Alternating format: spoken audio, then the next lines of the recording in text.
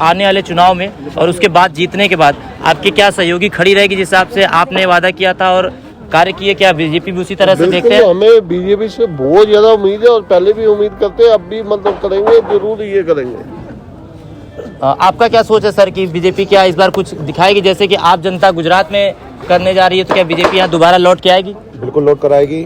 अभी क्या हुआ है कि आम जनता को मालूम नहीं है, पहले जो एरिया था जो हमारा नेहरू विहार वो मुकेश नगर से जुड़ा हुआ था। अब जो ये एरिया है हमारा तिमारपुर से जुड़ गया है और तिमारपुर में हमारी जो अमरलता जी हैं, उन्होंने पिछले साल अपने काल के अंदर जब वो पार्षद थी वहाँ पर, तो बहुत से सारे काम करवाए हैं। सड़कें, नालियाँ, वजीराबाद से लेकर संगम विहार से और तिमारपुर में।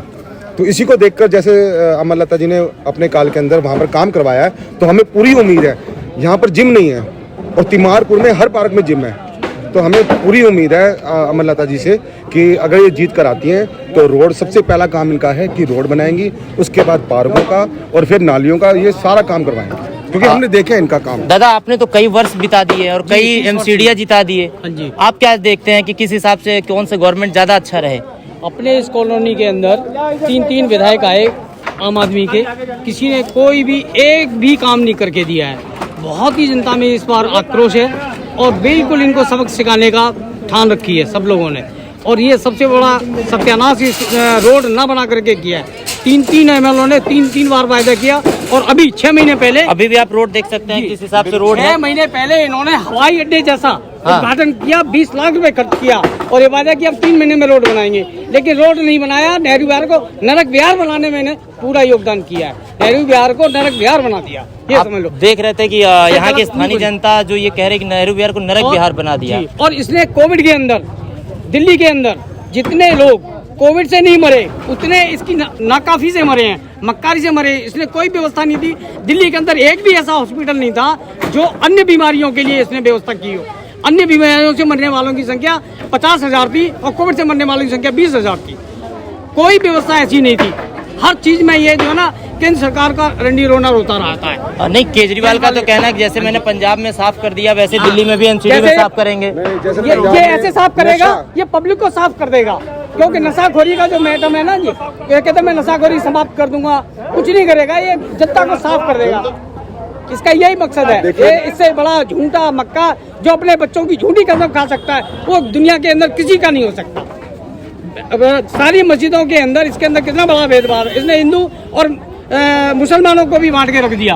तमाम मस्जिदों के अंदर 19,000 रुपए एक और दिल्ली को और एक उसको मौलवी को 40,000 रुपए ये सैलरी देता है। इसको हिंदुस्तान के, ये दिल्ली के मंदिर नजर नहीं आते। क्यों? ये तो जीतने के बाद जय हनुमान कहते हैं और आप कह रहे हैं कि मौलवियों की तरफ ध्यान देते हैं। इसका जय हनुमान से बहुत दूर दूर तक कोई नाता नहीं है। ये आडम्बरीय है, नाटकीय है, नौटंकीबाज है एक नंबर का। ये इसको तो मैं यही कह सकता हूँ, ये मुख्यमंत्री ना होकर के इसको मूर्ख मंत्री की उपाधि दे दी जाए।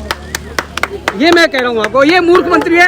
हिंदुस्तान में आज तक ऐसा कोई मुख्यमंत्री नहीं हुआ जिसकी 3 बार पब्लिक के अंदर पिटाई हुई हो। एक भी मुख्यमंत्री बताइए हिंदुस्तान का जिसके स्टेज में चाहते पड़े हो, ऐसा कोई मुख्यमंत्री नहीं हुआ आज तक। इसलिए मैं कहता हूँ इससे तो कोई मूर्ख मंत्री अच्छा हो सकता है।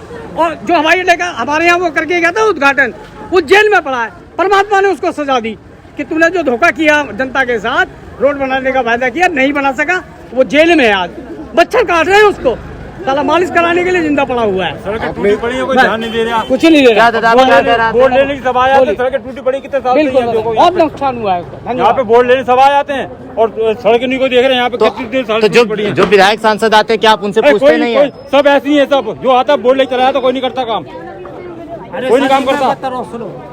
मैं जानता हूँ कि 5 महीने में कितना दारू फ्री में बटा है, इसमें कितना खुल गया, कितना आदमी मरा है। तो केजरीवाल कितना पैसा बर्बादी किया सर जी, मैं जानता हूँ। अभी भी मैंने वो चीज करके बताओ, कोई इतने दिन में इतना रेट बढ़ा दिया, जनता पर फेंक वो नहीं होने देता है। अरे जितना कम होता है उतना तो मेरा ठेला की रूम मुझे जमा करना है, घर में जा खाना बना उतना मैं काम करूंगा ना। हाँ, उतना ही काम करेंगे आप। अब मुझे ठेला ले कहाँ जाएंगे, जहाँ पर जमा करना फिर जगह आराम से। आप देख रहे थे कि कहीं न कहीं नेहरू विहार में समस्याएं इतनी हैं कि एक लोग से अगर पूछे तो सारी रात निकल जाएगी। आप बताइए, आप क्या चाहते हैं कि कौन सी सरकार ज्यादा अच्छी है? सरकार तो देखो भारतीय जनता पार्टी की अच्छी है। मैं ये नहीं कहूँगा कि भारतीय जनता पार्टी की सरकार क्यों अच्छी है। भारतीय जनता पार्टी की सरकार इसलिए अच्छी है कि उनका मार्गदर्शन मोदी जी कर रहे हैं और मोदी जी इस देश के वो प्रधानमंत्री है जो मेरे ख्याल शायद आज से पहले ना हुए और ना होंगे। लेकिन नेहरू विहार की समस्या मोदी जी नहीं कर सकते सफल, वो तो यहाँ के निगम पार्षद ने ही ठीक करनी है। लेकिन आप देखो निगम पार्षद के ऊपर एमएलए होता है, तो एमएलए का फंड जो है वो निगम पार्षद के फंड को लगता है। लेकिन यहाँ पर एमएलए ने 5 साल में, जैसे पंकज पुष्कर जी हुए और उसके बाद दिलीप पांडे जी हुए, कोई फंड एमसीडी को रिलीज नहीं किया।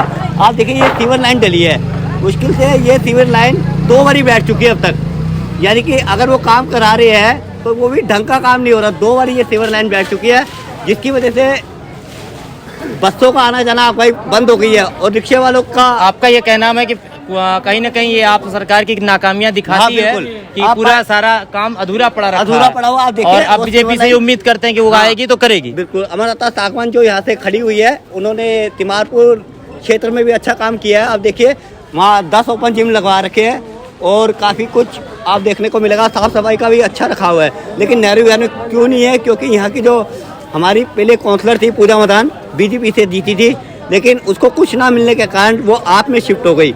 और इन्होंने कहा, पहले इनके पास ये बहाना था कि हम सड़क इसलिए बना सकते हैं कि पार्षद जो है वो बीजेपी की है, लेकिन 1.5 साल से पार्षद आप पार्टी में गई हुई है, लेकिन तब भी इन्होंने सड़क नहीं बनाई और ये सीवर लाइन का काम छेड़ दिया। और ये सीवर लाइन का काम 2 बार छिड़ चुका है, जिसकी वजह से दोनों बार में ये लाइन बैठ गई, क्योंकि बस अंदर आती है, क्योंकि उसके ऊपर सड़क बनती नहीं और प्लास्टिक की पाइप डाल के उसको इन्होंने रद्द कर रखा है। आप देख रहे थे कि कहीं ना कहीं नेहरू विहार की जो समस्याएं हैं लोग बता रहे हैं, और आप आम आदमी पार्टी और कांग्रेस से ग्रस्त होकर बीजेपी की तरफ कहीं ना कहीं आसमानित होकर देख रहे हैं। इसी तरह मैं आपको नेहरू विहार की चीज़ें